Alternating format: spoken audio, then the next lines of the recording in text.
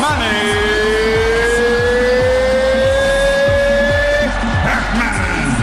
Pacquiao!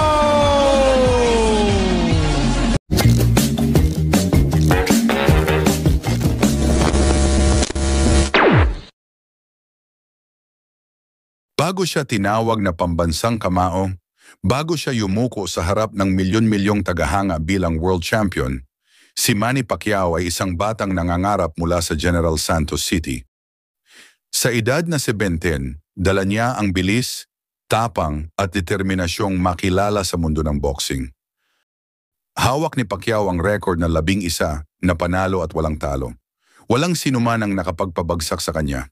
Hanggang sa dumating ang gabi ng Pebrero 9, 1996.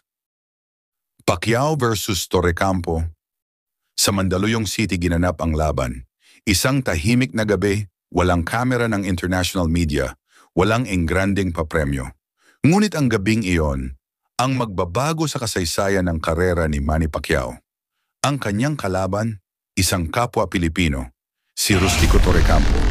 Isang underdog, hindi sikat, ngunit may lakas at tibay. Ayon sa balita, hindi umabot sa tamang timbang si Pacquiao sa weigh-in. Dahil dito, pinayagang si Torrecampo na gumamit ng mas mabigat na gloves, isang desisyong tila maliit noon pero may malaking epekto sa laban. Sa unang 2 round palitan ng suntok, si Pacquiao mabilis, si Torrecampo matatag. Ngunit sa ikatlong round, doon nagbago ang lahat. Habang abala si Pacquiao sa pag-atake, isang eksaktong suntok, isang malinis na left straight body shot, ang binitawan ni Torrecampo. Bumagsak si Pacquiao, hindi na siya nakabangon sa bilang ng referee. Knockout. Sa ikatlong round, sa kamay ng isang hindi kilalang boksingero, sa harap ng kanyang mga kababayan. Na para sa marami, ito ay isang pagkatalo. Para kay Manny Pacquiao, ito ay isang aral. Isang paalala na sa kahit anong galing, disiplina at paghahanda pa rin ang susi sa tagumpay. Hindi ito ang katapusan, hindi siya sumuko, hindi siya umurong. Bumalik siya sa gym, nag-ensayo, tumanggap ng mas matitinding laban.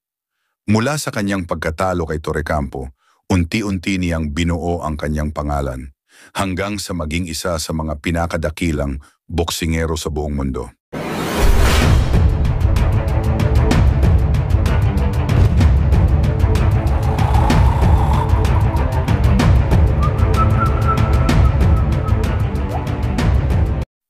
Naging 8 ang kanyang division titles, isang record sa kasaysayan ng boxing.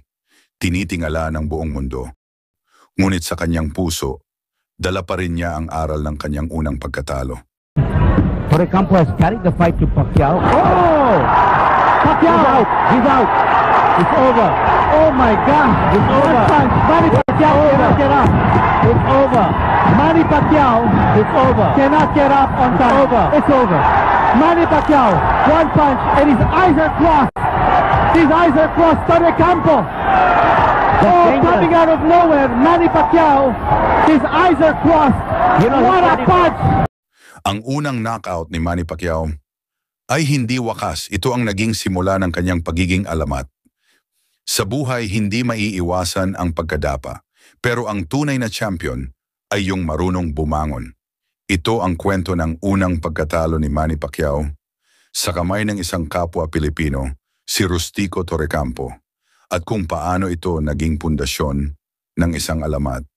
Isang kwento ng pagkatalo, muling pagbangon at tagumpay, Manny Pacquiao. Huwag kalimutang mag-like and subscribe para sa marami pang combat sports breakdown and analysis. Maraming salamat, kaibigan.